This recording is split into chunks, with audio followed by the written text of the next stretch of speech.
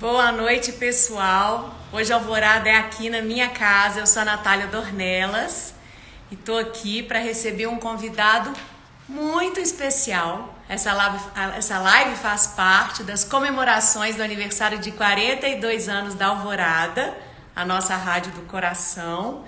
E hoje eu vou receber aqui um mineiro de Belo Horizonte, de 49 anos, que é o cara da guitarra de uma das bandas mais queridas do Brasil. Ele toca desde adolescente, passou por várias bandas, mas está no Jota desde a sua formação em 1993. Muita gente nem era nascida nessa época. O Marco Túlio já pensou em ser jogador de futebol. Imagina que perda para a música. E começou a cursar engenharia. Cadê ele, Marco Túlio? Cadê você? Boa noite, gente. Vamos chegando, que vai ser bom hoje. Vamos lá.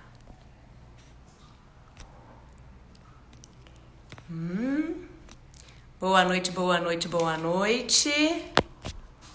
Estamos aqui ao vivo para receber um super convidado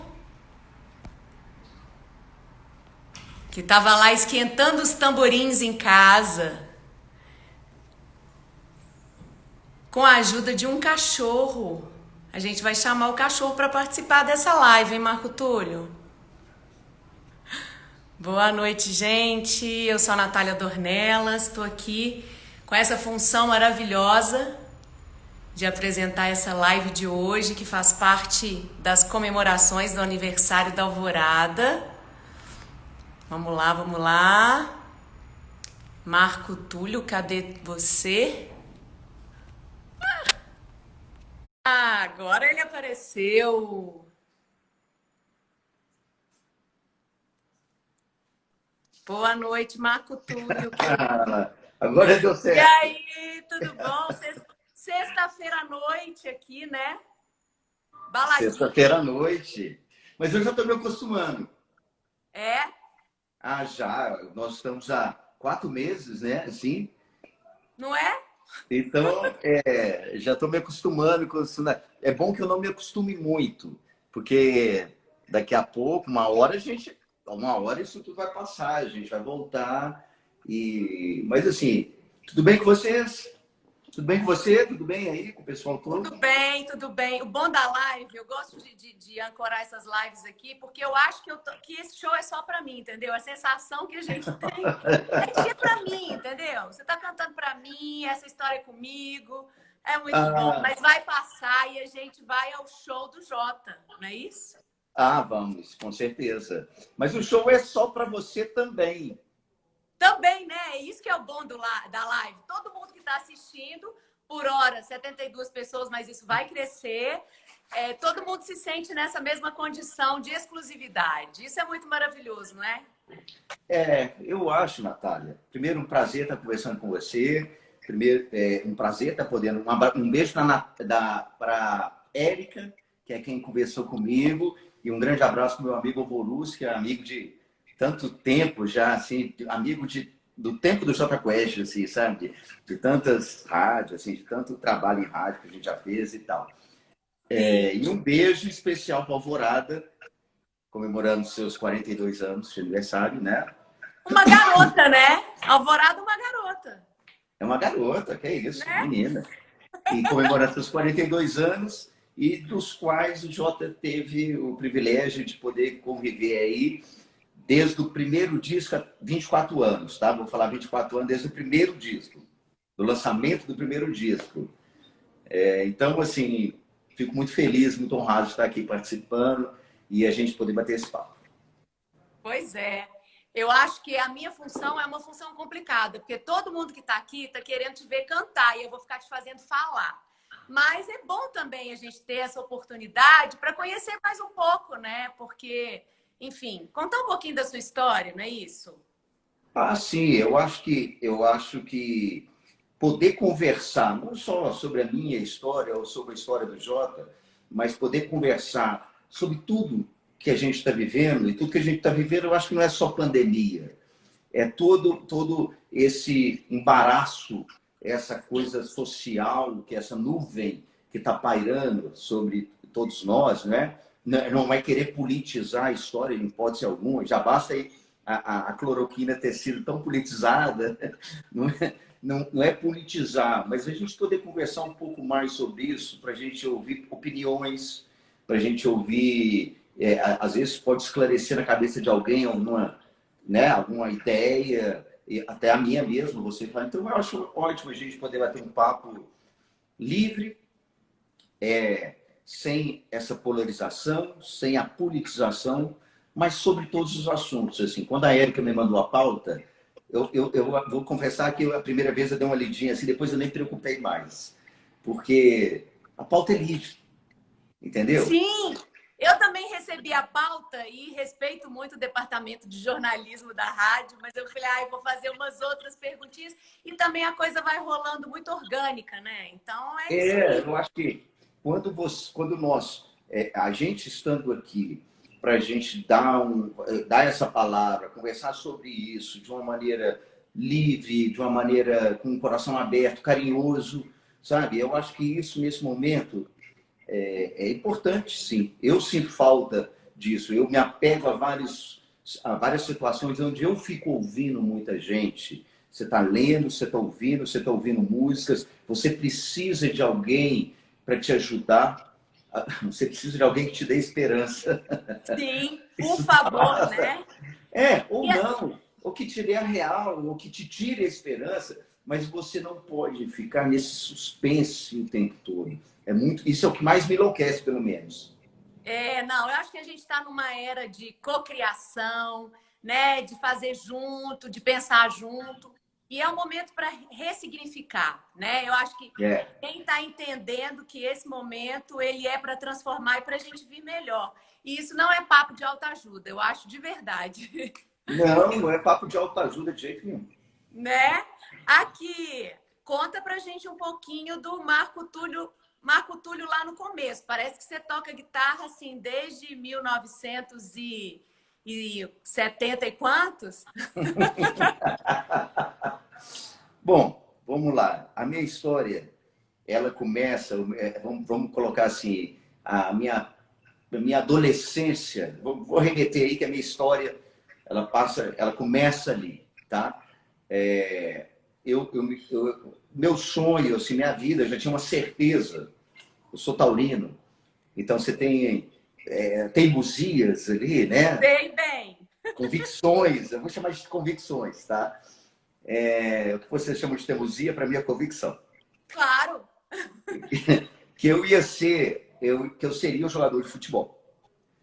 Então, aquela seleção de 82 ali da Copa do Mundo, Zico, Sócrates, Tele Santana e tal, aqui eu já me via, não, meu futuro é isso, já estou aqui. E me achava bom e tal.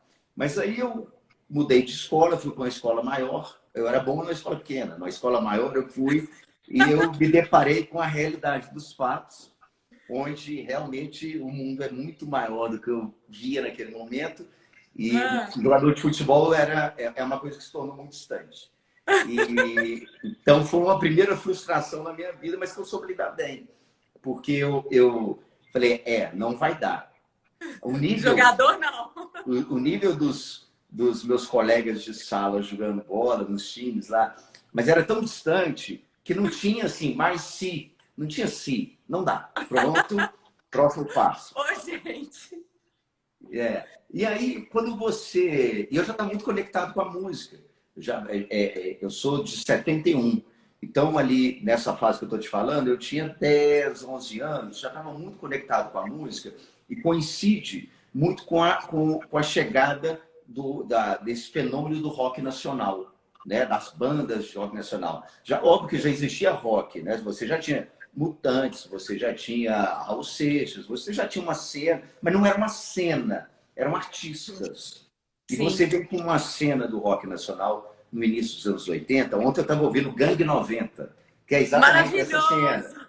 Gangue 90 era São Paulo, Blitz no Rio, e a partir daí via Lulu Santos, Paralamas e tal, tudo aquilo. Então eu já estava muito ligado nisso. Com 13 anos, meu pai me deu uma guitarra. Meu pai era auditor bancário, imagina. Meu filho quer tocar guitarra. Isso é louco, isso, né? Mas minha mãe é artista plástica. Então, Então ela entendeu. Ela entendeu. ela estudou com... Ela estudou, não. Ela teve aula com Yara Tupinambá, A com o internet nem Brás. sempre nos ajuda. É aí ou é aqui? É aí ou aqui? Aqui tá ótimo para mim. Oi? Não, agora tá bom. Tá bom. É isso mesmo, Tá. faz parte do Então, show. Natália, eu frequentei muito a Escola Guinhar, com a minha mãe indo lá, quando a Escola Guinhar era no porão do Palácio das Artes, no andar de baixo, que hoje é todo Que legal. bonitinho e tal, mas na época era um chão de terra batida, um cimento meio esquisito e tal. Então eu, criança, frequentei porque não tinha babá, não tinha nada, eu ia com minha mãe, que era o jeito que dava. Então, assim, já existia uma conexão ali, era um mundo, é um mundo diferente, né? É um mundo. Sim.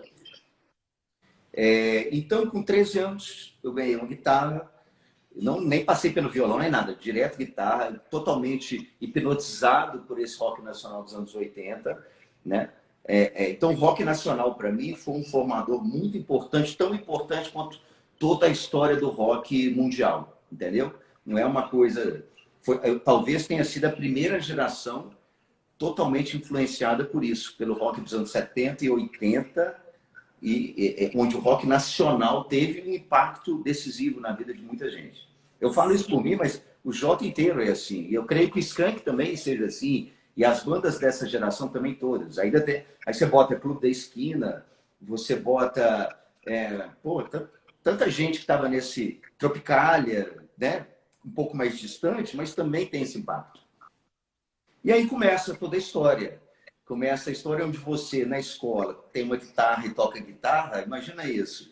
Você achou seu lugar. Você achou. Gente, que Tem uma bom, coisa... né? Que você recuperou da coisa do futebol, já achou a guitarra e resolveu para não ficar uma criança frustrada. Isso nessa fase da vida, da adolescência, crescendo, você está crescendo, você está surgindo, e você se posiciona, entendeu? Tem o que de autoestima também, você se posiciona. Olha, eu faço isso, você faz aquilo, você é assim, é assado, e eu sou isso. Então, isso foi importante para mim também. Depois... Mas ainda assim, você começou a fazer a faculdade de engenharia, né? Você já tinha uma certeza ali com aquela guitarra, mas você foi seguir uma carreira, foi na academia entender se era isso mesmo, né? Foi para a faculdade. Eu fiz. Então você vai levando tudo isso paralelo aos estudos, porque o momento te permite isso, né? O meu momento permitiu isso. E eu fiz faculdade, eu fiz federal, fiz a Civil da Federal, fiz 4 anos de engenharia, faltava um ano para eu formar. Eu sempre fui um bom aluno, mas na federal eu não era tão bom aluno, porque aquele momento já era um momento decisivo, não dá mais para conciliar as coisas. Não dá para esse momento em que você sai da adolescência e se torna adulto, entre os 18, 20, para as meninas 18 anos, para os homens, tem uns que estão até hoje aí. Tem uns homens que estão, tem uns colegas meus que até hoje não viraram adultos. Garotos, né? Hã? Como é que é? São garotos até hoje, eu sei bem. E aí, aquele momento foi decisivo, porque eu percebi ali que para ser um engenheiro, eu tinha que me dedicar 100% àquilo, né? E não cabia a música. E para eu levar minha vida na música, eu também tinha que me dedicar 100% àquilo. É um momento onde você vai transformar tudo, você vai pegar alguma coisa e vai se concentrar 100% para aquilo ser o passaporte para a sua vida adulta. Eu, pelo menos, interpretei assim. Sim. Não é que você vai fazer o resto da vida hoje revendo esses conceitos, até porque eu tenho um filho adolescente, mas é por onde você tem que começar, pelo menos. Não quer dizer que você vai fazer a vida inteira isso, mas você tem que começar por algum lugar. E para começar, você tem que construir uma base sólida, e isso exige 100% da sua atenção, do seu tempo, da sua energia, né? E foi aí que eu rompi com a engenharia e passei a me dedicar à música. Já tinha a célula inicial do Jota, não tinha o Rogério ainda, mas já tinha a célula inicial do Jota. A Então, turminha assim, já estava sendo formada, né? eu falei, cara, isso aqui é legal, vale a pena investir nisso. Isso me estimulou muito. Era Paulinho, PJ e eu cantando. E eu falei, não, gente, eu não canto, eu só toco guitarra. Eu sempre achei tocar guitarra muito mais legal, que o Rogério não nos ouça. Muito mais legal Rogério, você tá aí, Rogério? que ele não nos ouça. Isso é um segredo nosso. Eu sempre achei muito mais legal tocar guitarra do que cantar. Entendeu? No meu íntimo, na minha percepção, assim. Então eu falei assim, não, eu vou cantar aqui enquanto a gente arruma um vocalista. Mas, então começou assim. Nós três, depois chegou o Márcio, que era um amigo meu, que eu já conhecia, e depois passou mais um tempo, chegou o Rogério. E aí a gente fechou naquilo ali, e aí segue a história. Isso é o quê? 93, né? Verão de 93. 93. 93 era um momento de Drosófila, saindo do Barro Preto e indo para Andradas. E aí, né? Porque o Barro Preto era uma casa, não era uma casa de shows. De repente sai, vai para Andradas, e eu fiquei amigo da Lili e do Guilherme. Lili, gente, amo Lili. A Lili só me chama de Tarcizinho. Eu encontro com ela ainda, lá em São Paulo e tal. Lá em São Tarcizinho. Paulo, claro. Tarcizinho, Lili, Tarcizinho. Ela falou, fique feliz, que eu podia te chamar. É melhor do que chamar de Tarcisão. São todos. Bom, aí então a história começou aí. Era um momento que o Skank já estava dando seus primeiros passos para a gente se situar. O Skank é uma banda 5 anos, começou 5 anos antes da gente, tá? Então o Skank está fazendo 30 anos agora, o J 25. Então é mais ou menos assim. Já existiam muitas festas, essa coisa de banda, de estar tocando, de ter espaço para tocar, festas de faculdade, sabe? Uns festivais, umas coisas assim, existia muito, sabe? Então a gente ficou muito pouco tempo tocando em bar, tocando assim. A gente pegou essa onda sempre com um propósito, Natália, sempre com o propósito de ter as nossas músicas, sabe? O importante é o autoral. Lógico que no show, nessa fase, você tocava muitas músicas conhecidas do público e tal, mas sempre tentando enxertar no repertório ali as suas músicas, um processo autoral, que a gente falou assim, cara, o que vai nos levar adiante é o processo autoral. Então, foi aí a história que eu acho que muita gente já conhece. Não, e eu sou super fã. E eu estava lembrando da transição do nome, né, Marco Túlio? Que teve um momento dessa transição, que era J Quest. Um brinde a você, sexta-feira à noite, fazer entrevista, beber um vinhozinho, ó que delícia. Você sabe que eu deixei uma tacinha ali, mas falei, será que os meus chefes da Alvorada vão achar que eu tô assim, infringindo a regra? Mas eu acho que daqui a pouco eu vou pegar também, tá? Eu fosse você, eu faria. A minha chefa aqui em casa permitiu. A minha chefa aqui em casa permitiu. Então, as pessoas estão perguntando aonde está a diva Ângela. Cadê essa mulher maravilhosa? Ela tá por aí, daqui a pouquinho ela aparece. Daqui a pouquinho, sabe o que ela faz? Ela entra aqui na sala com o celular dela, fazendo making off, o backstage da entrevista que nós estamos fazendo. Né? Ela faz a live, ela aproveita cada segundo de tudo que está acontecendo. É impressionante a eficiência dela nesse processo. Maravilhosa demais. O pessoal está falando aqui que adora as lives de vocês de quarta-feira. Uma brincadeira boa. Muitos. Pessoal pedindo para tirar o texto da tela para te ver, porque você é gato. Enfim, aquelas coisas, né? Opa, já tá. Tô gostando. Olha, o que você me perguntou agora? Desculpa. Eu estava te perguntando sobre essa transição do nome, né? O nome. Sim. Sim, nós começamos com J Quest. Foi um nome inspirado no desenho animado Johnny Quest. Eu lembro demais. Né? Que a gente acabou. A gente tentou, Natália. O fato é o seguinte: nós não conseguimos achar um nome para a banda. A gente tentou durante um tempo, não era prioridade nossa, a gente queria tocar. E a gente fez uma festa no Drosófila com o Vebinho, para quem conhece o Vebinho, fotógrafo, que é um grande amigo meu, de adolescente também. E ele ligou um dia para mim e falou assim, cara, nós precisamos fazer o cartaz agora. E a gente precisa botar um nome da banda. Então vocês têm que definir o nome da banda. Falei, tá bom, Bebinho, peraí, eu tava no ensaio. Aí falei, gente, tem que definir agora. Aí a gente gastou uma meia hora ali, demos temas e tal. E aí chegou Johnny Quest. Eu liguei para ele. Opa, o que está acontecendo? Olha, Ricardo, amor, começou. Ai, gente, participação especial! Tava Tá bom, todo pessoal, mundo vai te ser, pessoal. esperando. É aqui, ó. Você vai dormir, tá? Ele falou que sem cachê ele não fica aqui, É só mas com eu... cachê, né? Ele Ah, é muito famoso, esse menino. O pessoal estrelou aqui em casa, tá uma loucura isso. Maravilhoso. E aí o Vebinho, eu falei, Vebinho, chegamos no nome aqui, a gente deu uma temática aqui, chegamos Johnny Quest.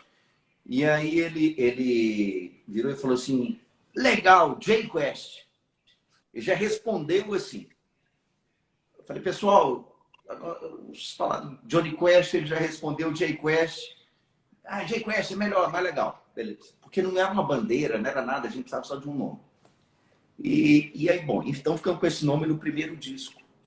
No segundo disco, o primeiro disco deu uma repercussão, teve uma repercussão, né? E o segundo disco deu uma repercussão, mas ele não explodiu. E foi um disco que teve um certo, vendeu na época 150 mil cópias. Foi um bom início, foi um bom início.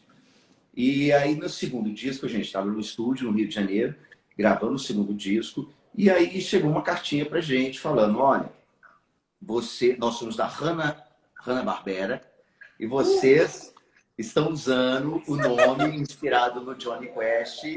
Vocês já deram muita entrevista. Então nós temos que sentar para conversar sobre isso.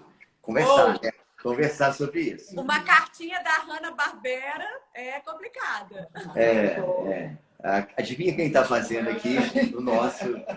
Ah, mas eu estava esperando essa maravilhosa. Aparece aí, menina. Só dando uma passadinha. Oi, pessoal, muito obrigada por esse carinho lindo que vocês estão falando aí. Natália, sua linda, saudades. Desculpa. Imagina! Essa live é da família. Eu tava querendo saber onde está o cachorro que canta também, se ele não ia participar. Eduardo. Não, calma, tudo no seu tempo, calma. Tem que ser assim, ó, pega a gaita, marca o tolho. O pessoal já sabe da frase. Pega o quê? Pega a gaita. Angela, estão te chamando ali, ó. Fala, pessoal do gás tá te chamando ali. Vai ter gaita? Tem que ter. Eu acho também. Ai, meu Deus. Deus do céu, me dê paciência, sabedoria. Eu combinei tudo com ela antes, tá? Angela, você não sabe o que está acontecendo aqui. Tem uma invasão aqui em casa.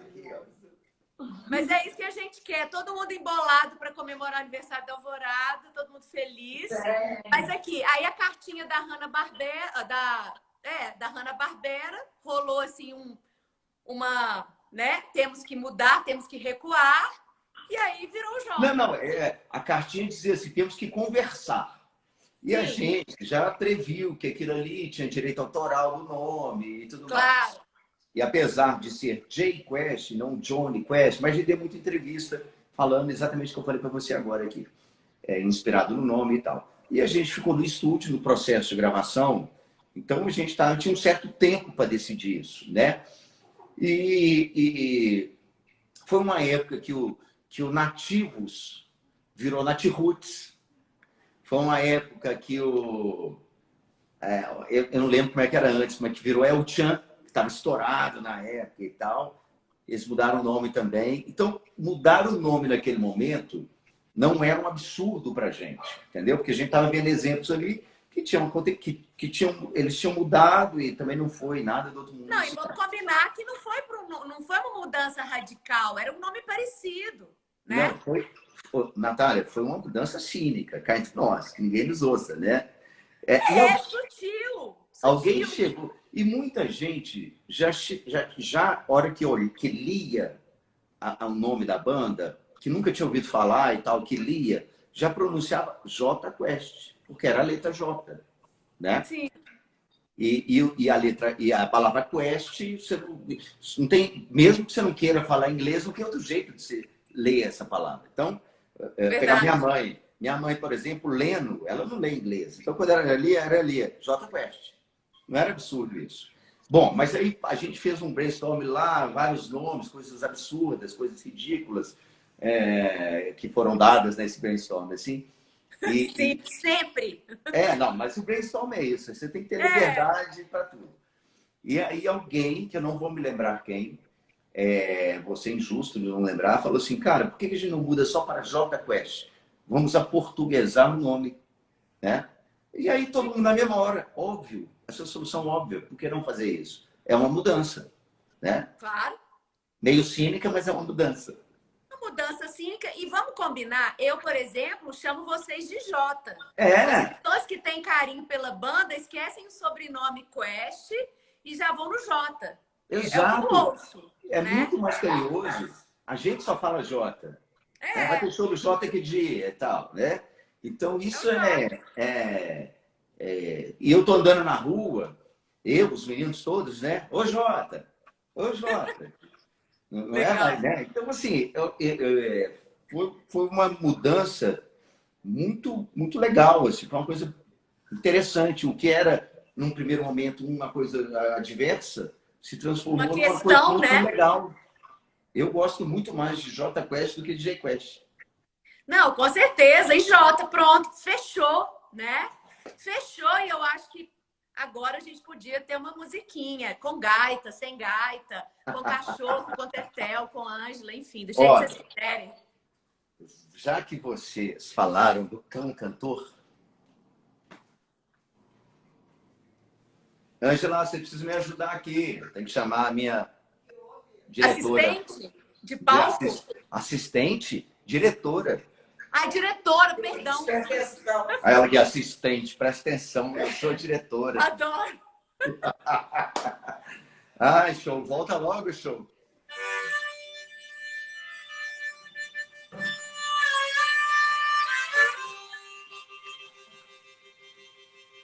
Tem que botar ele aqui, ó, senão tem que botar aqui para o pessoal ver, senão não vão ver, só vão ouvir. Ô, Natália. Oi. Como é que tá a sua pandemia? Tá tudo bem? Ah, tá tudo bem. Eu, na verdade, já sou um pouco quarentenada mesmo. Eu não sou de sair, depois de um determinado horário eu já tô em casa quieta. Então, pra mim, na real, não muda muita coisa, sabia?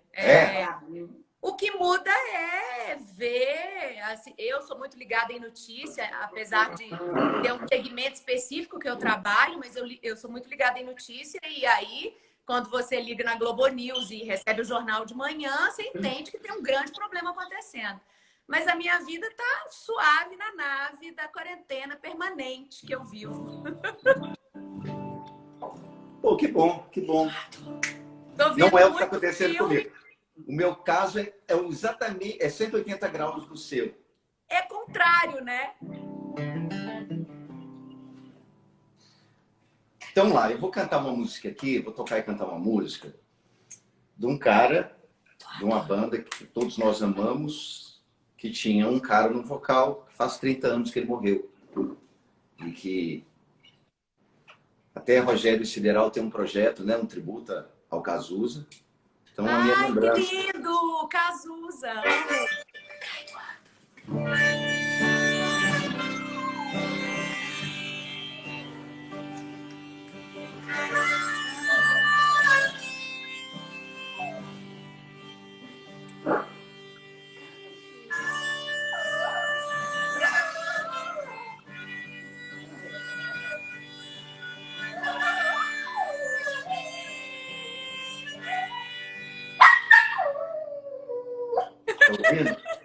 Desculpa interromper. Maravilhoso! Vem cá. Vai aqui. Deixa eu botar ele aqui. Aqui, não. Deixa eu fazer o número com ele, depois eu canto a música. Porque ele não... Vem cá. Gente, que confusão vocês estão arrumando. É porque tem que aparecer aqui, ó. Vai aparecer. Eu acho que o Eduardo devia ter um Instagram só pra ele. Nossa, mais um Instagram. Vou fazer um número com ele aqui, que a gente vai ver, tá? Vamos lá, ó. Ele gosta muito de blues. Ele gosta de blues. Ele é bluesy.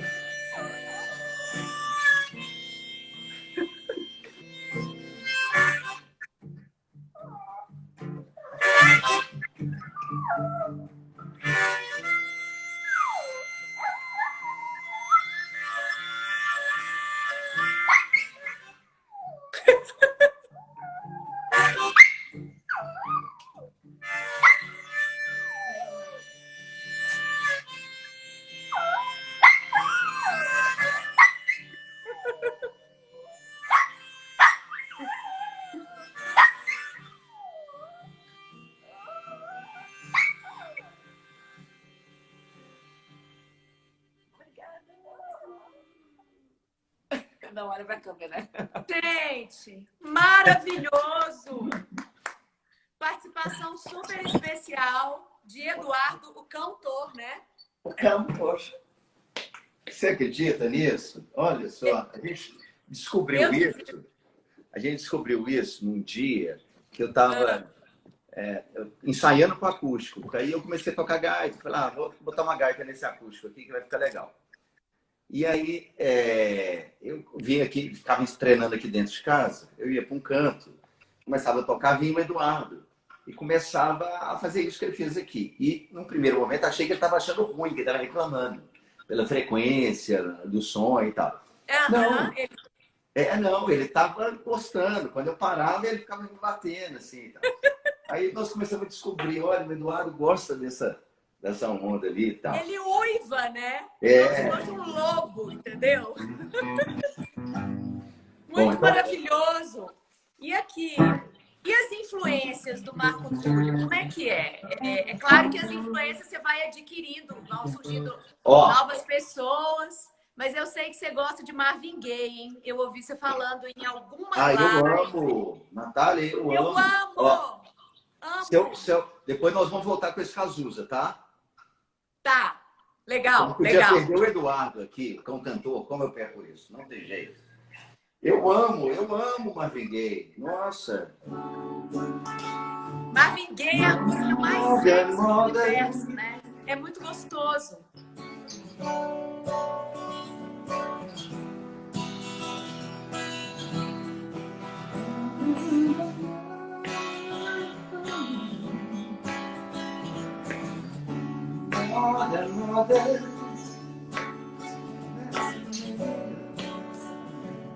Lindo, né? É muito bom, é muito bom. Eu ouço sempre, adoro e uso de manhã, às vezes, para dar um up no astral, porque tem música que tem essa função, não é isso? De dar um up na gente. A música. Eu acho que o Jota tem muito disso, daquela música que põe a gente para cima, sabe? Eu acho que você está falando uma coisa muito importante, assim. E aí a gente eu vou pegar um gancho aqui, vou aproveitar, sair um pouco dessa minha vida só, assim, expor e expandir um pouco para a realidade que nós estamos vivendo. Não vou dizer só hoje, mas de um tempo para cá, tá? Não é só a pandemia, não. Mas tem também. A coisa da polarização política e a coisa da música, os músicos, os artistas da música, principalmente, não só, mas principalmente, se posicionarem, não todos, não é unânime isso, mas eles se posicionarem contra isso, contra aquilo outro e tudo mais. Não estou falando só contra Bolsonaro, estou falando do discurso do Mano Brown no Rio de Janeiro, exigindo o PT fazer uma meia-culpa e dizendo, se não fizer meia-culpa vai perder, e se perder tem que perder, se não fizer meia-culpa. Então, assim, o lado da percepção do artista, não só o lado lúdico e tudo, mas o lado de não se render a um sistema, né? E tentar construir sua vida dentro de um sistema, mas não deixar de ser crítico a esse sistema, seja qual ele for. Eu acho que as pessoas vão pensar nisso de maneiras diferentes. E nesse momento dessas críticas e polarização, a música e seus artistas ficaram muito marginalizados, né? Eu entrava no meu elevador aqui, eu moro no edifício, eu entrava no elevador e eu não sabia se a pessoa estava olhando para mim falando assim, você pega Lei Rouanet, você votou no PT, você votou no Bolsonaro, você votou no PT, você votou nisso, você votou... Sabe, aquela coisa raivosa. Sim. Como se o artista estivesse aproveitando de várias situações e tal.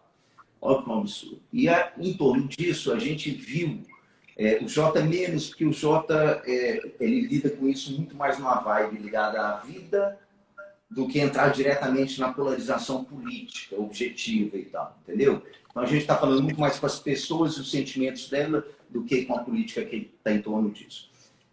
Mas a gente vê isso claramente. E de repente a gente vê nesse momento como a busca pela música, não estou falando só das lives, as lives também, lógico, mas pela busca pela música, pelo livro, pela série, sabe? Pelo documentário, pelo filme, por tudo isso, como isso, a pessoa fala, cara, como isso é importante.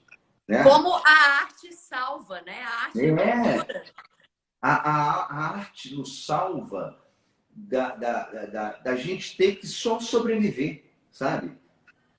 A arte nos salva disso, da nossa vida não ser só sobreviver. Sim. Então, é um ponto interessante de você ver que, como a música, vou falar da música porque é a minha área, mas a gente pode expandir isso para todos os lados, como a música, o reconhecimento da necessidade da música, sabe? Da falta da música. Aí a gente entra em discussões, por exemplo, que estão tendo o tempo todo, que querem tirar os direitos autorais dos artistas, mas é um absurdo e tal. E aí o cara pensa no Roberto Carlos. Roberto Carlos não precisa de direito autoral. Ele esquece da Isolda, que fez uma música de grande sucesso, Roberto Carlos. Ele esquece de milhares de compositores que não são cantores, que não se expõem, você não sabe quem eles são. Eles vivem da composição, né? Então, na real, a cultura do país está tomando pedrada há muito tempo, né? Assim, a gente não tem pretensão de politizar, obviamente, mas a classe artística ficou super oprimida, a cultura de modo geral. Então, você não pode generalizar as questões, né? E você vê, eu acho um absurdo, eu sei que a gente está expandindo o assunto para além, mas eu acho que isso é importante. Eu não vi ninguém questionar, eu pelo menos não vi, ninguém questionar a cultura. Eu reconheço, assim, eu não acho que é obrigatório que a cultura seja um ministério, que o esporte seja um ministério, entendeu? Eu acho que eles podem funcionar, mas não no turismo, é na educação. Ninguém comentou isso, cara, se a cultura tem que estar atrelada a algum ministério, é da educação. Ministério da Educação e Cultura e Esportes, porque isso, o artista, o atleta, isso nasce nesse momento inicial da vida dele, né? O atleta, são agentes de transformação da vida de muita gente, né? Você vê o esporte que tira o menino da pobreza absoluta e transforma num ídolo, num craque nesse país, né? Num país de chances desiguais. Nós nunca vamos vencer as desigualdades jogando todo o dinheiro da educação no terceiro grau, né? nas universidades. Elas têm que ser ótimas, mas nós nunca vamos vencer as desigualdades. Começa lá embaixo, né, Marco Túlio? Começa lá embaixo. Nós temos que formar os jovens da infância até o final do segundo grau, formar eles e dando a eles a oportunidade e o conhecimento e a proximidade da educação, da cultura, do esporte, para que ele ali possa se descobrir, né? Se formar, ainda que não seja um profissional, mas que tenha entendimento que cultura não é a baiana vestida de baiana no aeroporto de Salvador, trazendo o alemão descendo a escada rolante do aeroporto. Isso não é a cultura. Isso é uma espuma especial muito estereotipada, assim, entendeu? O carnaval... É para inglês ver, né? É para turista. A cultura é todo esse caldo de relação, de sociabilidade, de todo esse encontro de uma sociedade, né? A expressão disso, a cultura é um veículo fantástico em relação a isso. E Sim. pode até se transformar em coisas que chamem tanta atenção que tragam pessoas fora para entender o que é isso. Claro. Mas... Gente, a nossa música é o que nos representa no mundo. Quando o esporte quando o futebol está em baixa, né? Quer dizer, ou você ouve falar Ronaldo, Pelé, ou você ouve falar de Tom Jobim, enfim, Bossa Nova. Exato. Mas isso tem que vir na formação do indivíduo, não como um souvenir de turismo, sabe? É completamente equivocado esse conceito. Bom, dito isso. Não, porque eu achei importante, sabe, Natália, a gente falar, acho que a gente está falando com um público adulto. Não, e eu acho que você, como artista, é importante, você tem pessoas que te seguem, é importante a gente se posicionar de alguma forma, não é partidária, né? Mas se não é partidária, é importante. O tempo hoje exige que a gente se posicione de alguma maneira, sabe? Pelo menos num segmento em que você tem conhecimento. Você não vai... Eu não tenho condição de falar de racismo, mas eu tenho condição de falar do poderio feminino, do envelhecimento na mulher. Então, você vai... E é isso aí, você está na cultura, você vive a cultura, você trabalha nesse segmento, né? Eu acho importante, a cultura tá ser entendida com essa importância, tá? Fico muito feliz da música ter sido tão valorizada, ela estar sendo tão valorizada nesse momento, a necessidade das pessoas verem, poxa, como eu preciso de ouvir essa música, seja no Spotify, seja na live. Isso é importante também. Tanta gente está vendo, assim, efeitos da quarentena, tá? Tanta gente está vendo, assim, poxa, não precisa ter um escritório tão grande. As reuniões podem ser virtuais, eu tenho um escritório menor, eu fazer menos. Não preciso viajar tanto, né? No caso de você, não, eu espero que vocês voltem rápido e possam viajar, porque é importante. Não, mas talvez você precise ir a São Paulo fazer uma reunião mais. Esse é o contraponto. Esse é o contraponto que eu queria chamar a atenção, que é assim, existem situações onde esse momento, o virtual, o digital, ele virou uma solução que não vai passar, que ele virou uma solução virtuosa para sempre.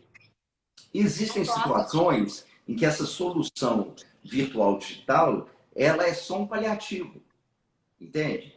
E aí é um outro ponto positivo de todo mundo se deparar com isso. Cara, nada substitui eu ir a um evento ao vivo, um show de um artista que eu gosto, uma peça de teatro, ir ao cinema, sei lá, alguma situação assim, ao vivo.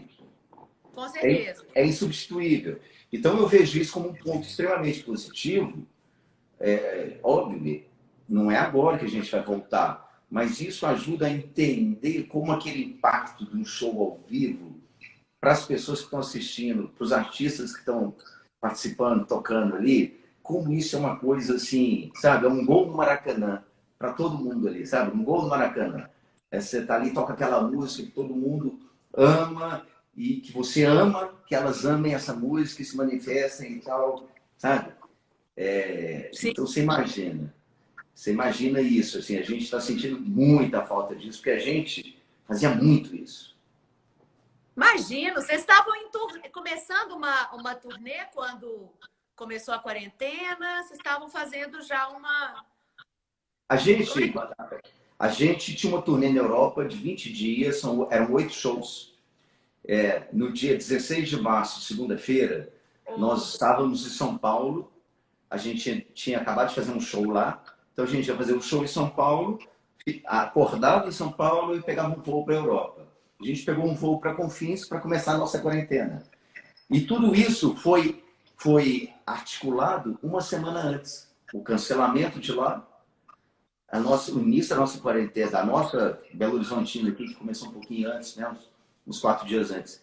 Então, você vê assim, em uma semana foi uma guinada de 180 graus. A vida muda toda.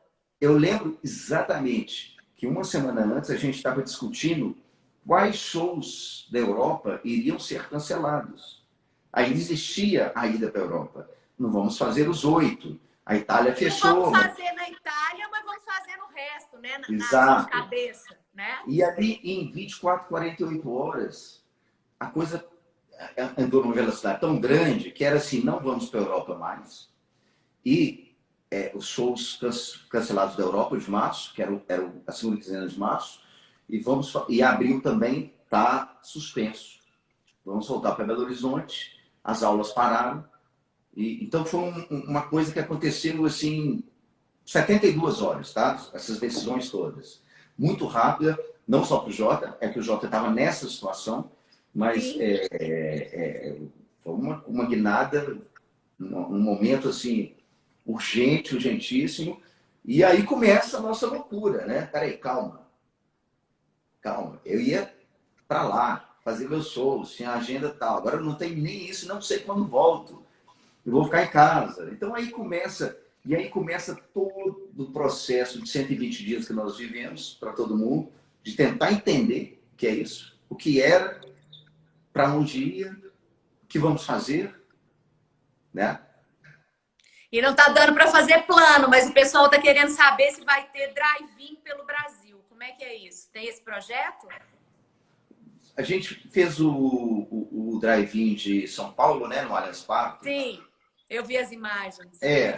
Nós faremos, já temos alguns poucos drive-ins, esse esquema que nós vamos fazer, mas não é algo que vai ser assim, tô falando de shows, drive-in com cinema ou com algum tipo de atração assim, pode ser que aconteça muito, mas com show, pelo menos o Jota, ele vai fazer poucos, não tem muitos shows, porque quando você coloca toda a estrutura para fazer, necessária para que isso aconteça, o preço do ingresso e toda a logística de tudo isso, né, não é uma coisa fácil de fazer, entende? Não é uma coisa. Então, nós vamos fazer alguns que ofereceram uma condição legal de fazer, mas não é uma coisa que vai acontecer fácil, assim, entendeu? Não é que vai ter uma turnê pelo Brasil de drive-ins, né? Não vai ter. Uma turnê não, e também live é uma coisa que a gente faz, até a gente tem nosso estúdio aqui perto, no Belvedere, todo mundo mora aqui, Vila da Serra, Belvedere, e a gente faz umas lives e tal, fizemos 2 até agora, assim, duas Jota Quest, mas não são paliativos, entendeu? São paliativos, nesse momento paliativos. Depois desse momento, eu acho que elas vão continuar acontecendo com outro conceito, com outro formato, eu acho que é um instrumento fantástico, mas nesse momento é um paliativo ao show ao vivo. Ao show ao vivo. E aqui, vocês são hitmakers, né? Eu acho que eu estava ouvindo agora Guerra e Paz. Como é que é? Guerra e Paz. Guerra e Paz. Ela colou, eu não tinha ouvido, tá? Ela colou em mim em 5 minutos. Como que é isso? Qual que é essa fórmula que vocês têm? Como é que faz? Eu acho. Isso não se conta, né? Isso é segredo. Não é uma fórmula. Não é uma fórmula. Até porque as músicas são diferentes e tal. Eu acho que é o seguinte, eu acho que a nossa formação, isso é uma opinião minha, tá? A nossa formação dessa geração dos anos 80 ouvia muito rádio FM, sabe? Muito rádio. O rádio só tocava as bandas naquele momento ali, dos anos 80. Para quem não era de banda, deve ter sido traumático, porque só tocava banda ali, entendeu? O Rock in Rio foi um sucesso estrondoso, muito pelas bandas estrangeiras e muito por esse fenômeno do rock nacional também. Rock nacional, sim. Importantíssimo esse marco, né, do Rock in Rio. Então, assim, eu acho que a nossa formação tem muito isso, de ouvir música na rádio, sabe? E isso tem... Aumentar. Quando chega o Jota, a gente aumenta. Então, a gente aprende a fazer música, ou desenvolve, né, com base nessa formação, entendeu? Se a gente tivesse tido a formação da música progressiva dos anos 60 e 70, dos anos 70 principalmente, a nossa base de construção de música seria diferente, mas a nossa foi essa do rock, e era o dia inteiro tocando em rádio, então acho que passa um pouco por aí, tá? Não é só isso, mas passa um pouco por aí. Então não é uma fórmula, mas é uma formação, imagina. Entendi. E aí, qual que é a música mais pedida? O que você acha que é o grande hit do Jota desses 25 anos? Eu tenho aqui um palpite, mas quero que você confirme e, se puder, cante pra gente. Bom, o primeiro grande sucesso do Jota foi o Fácil, né? Fácil, extremamente fácil, né? Extremamente fácil. E aí chegou um momento, foi um grande sucesso popular, né? Onde a gente saiu do nosso nicho pop rock e conseguimos atingir o que o pessoal da rádio chama do crossover, né? De atingir o popular. E aí, quando a gente fez isso, todo mundo só queria ouvir fácil. Aí a gente falou, não, nós temos que, passar de um certo momento, dar um tempo nessa música para a gente ter outras músicas, né? Se a gente ficar preso nisso, nós vamos ser uma banda de um hit só. Sim. Aí, então, isso foi importante, essa consciência naquele momento lá atrás foi importante. Eu acho que hoje, poderia te dizer assim, hoje, exatamente hoje, 17 de julho, porque tem uma que entrou aí nesse meio, que ela era um sucesso, mas ela entrou nessa. Eu vou te dizer que só hoje é uma música que realmente o pessoal pede. Do seu lado é uma música que o pessoal pede muito. Poxa, você me pegou, assim, a gente tem algumas músicas assim, ainda bem. Ó, tem os palpites da galera aí. Tem Amor Maior. Amor Maior, né? A minha é Encontrar Alguém, que a gente sempre tá querendo, né? A sua é Encontrar Alguém. Vem antes de tudo isso que eu falei, do primeiro disco. E eu sou vintage. Nós somos. Né? Vintage está na moda. Aí, mas tem uma que chama Dias Melhores, que ela voltou nesse momento com uma força imensa. Verdade. Ó, eu vou tocar só um pedacinho, porque eu tenho uma política de deixar as músicas do Jota para o Jota tocar, entendeu? Muito elegante da sua parte. Mas eu vou tocar um pedacinho dela. Eu aprendi isso, sabe com quem? Sabe quem me explicou isso? Senhor Frejá. Senhor Frejá te ensinou que ele deixava as músicas do Barão pro Barão, aí, assim, e ele cantando as dele. É isso? Porque eu questionei ele. Pô, Frejá, fui do seu show já umas 3 vezes e você canta 3 músicas do Barão, que era Podia Ser Feliz, Bete Balanço e mais alguma, e Por Você. E o resto é só... Toca Rita Lee, Roberto Carlos, Tim Maia, Erasmo Carlos, toca tudo, mas não toca... Por que você não vai? Aí ele me explicou. É uma ética. E ele tinha acabado de sair do Barão.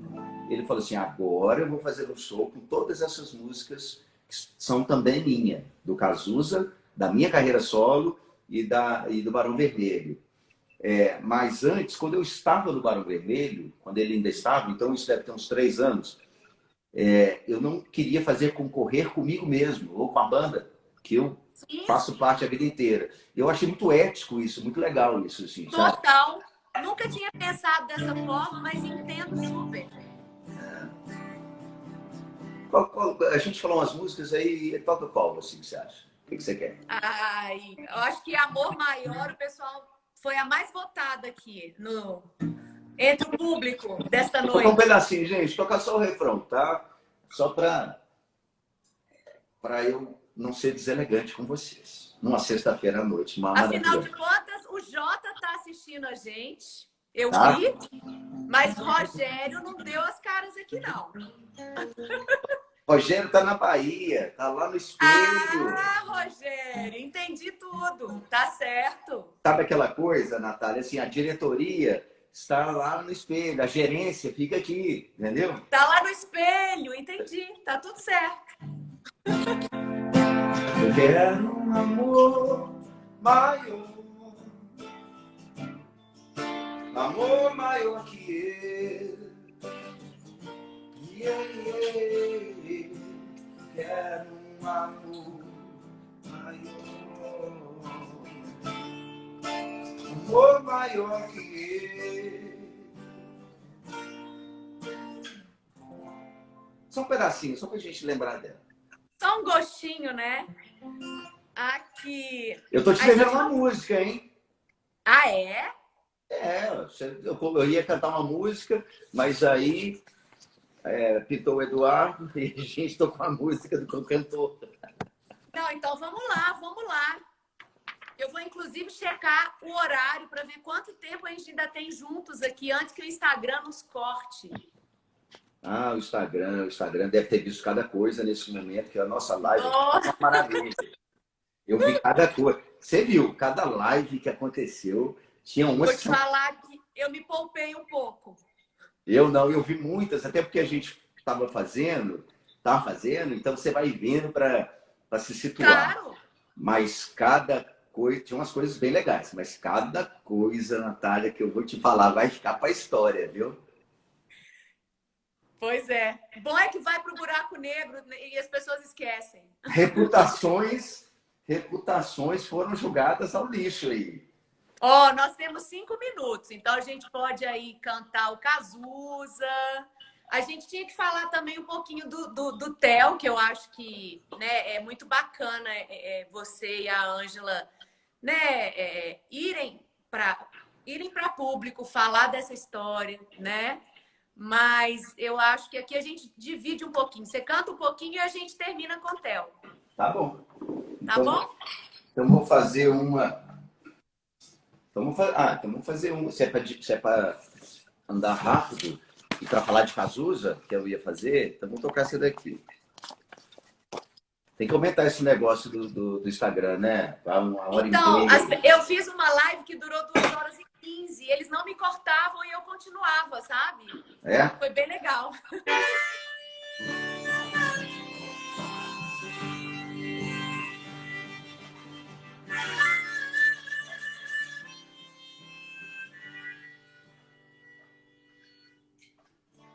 Solidão à luz de dia, faz calor, depois faz frio. Você diz já foi, eu concordo contigo. Você sai de perto, eu penso em suicídio. Mas no fundo eu nem ligo. Você sempre volta com as mesmas notícias. Eu queria ter uma bomba, um flit paralisante qualquer, pra poder me livrar do prático efeito das tuas frases feitas, das tuas noites perfeitas.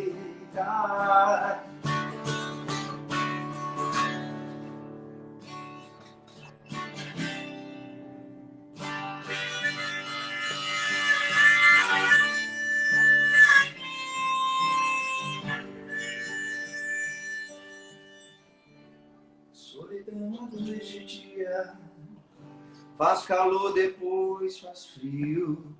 Você diz já foi, eu concordo contigo. Você sai de perto, eu penso em homicídio. Mas no fundo eu nem ligo. Você sempre volta com as mesmas notícias. Eu queria ter uma bomba, um flit paralisante qualquer, pra poder te pegar bem no último instante. Finalzinho que eu amo. Tem a ver com a minha saída da faculdade e com isso. Deixa eu te contar. Você a gente tem 1 minuto e 15. Então a gente já despede assim e de repente a gente faz a live 2, porque a gente tem muita coisa para falar ainda. Então vou fazer 56 segundos. Pera aí, cara, não vai embora não, eu já tô saindo pra lá te dar um beijo. Pera aí. Boa noite. Dá uma boa noite pra galera aí. Boa noite, galera. Ai, boa noite, galera. A gente vai combinar de fazer outra live, não vai? Bom, pessoal, um beijo para vocês. Muito obrigado, Natália. Muito obrigado, Boruski. Muito obrigado, Alvorada. Muito obrigado, Érica. Muito obrigado a todos vocês aí que ajudaram a gente aqui. A gente precisa de mais tempo, porque muita coisa para falar, né? Muito obrigado, Natália. Depois a gente continua isso, continua a música. Pega de onde parou e continua. Combinado, combinado. A gente vai combinar isso. Tá bom. Boa noite. Obrigada. Boa noite. Obrigada.